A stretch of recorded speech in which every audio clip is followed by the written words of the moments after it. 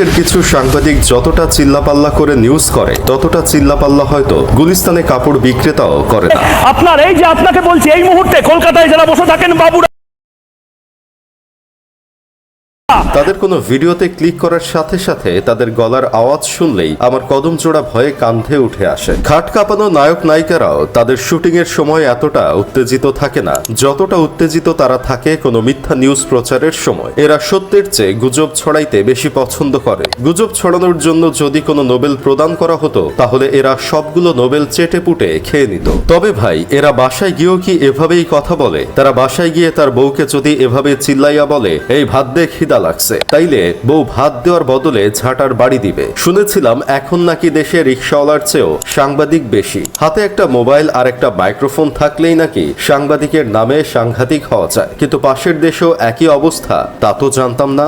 আগে মানুষ টুইটারকে একটু বিশ্বাসযোগ্য মনে করত, এখন এরা টুইটারে এই পরিমাণ গুজব ছড়ানো শুরু করছে যে এখন এটার থেকেও মানুষের আস্থা উঠে গেছে।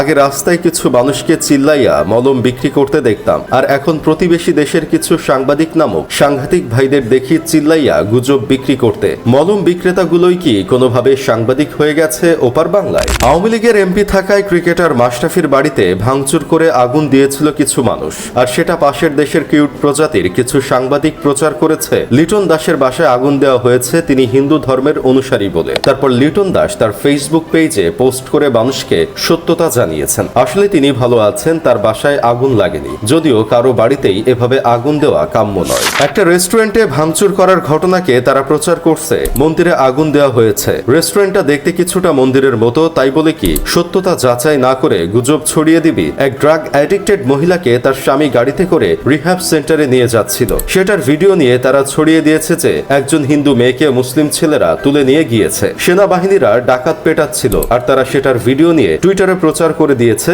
বাংলাদেশের সেনাবাহিনীরা হিন্দুদের উপরে অত্যাচার করতেছে।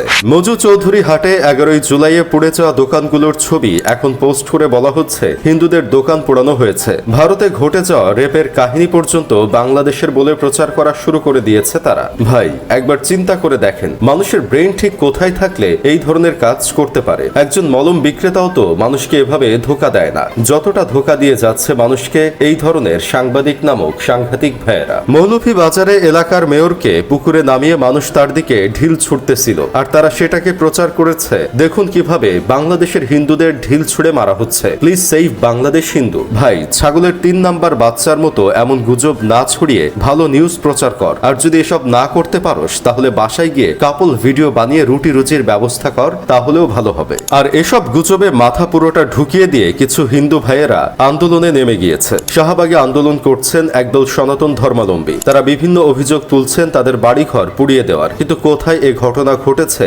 জানেন না তারা। এখন আপনারাই বলেন আসলে এরা কারা, এরা কি করতে এসেছে আর কি চায়?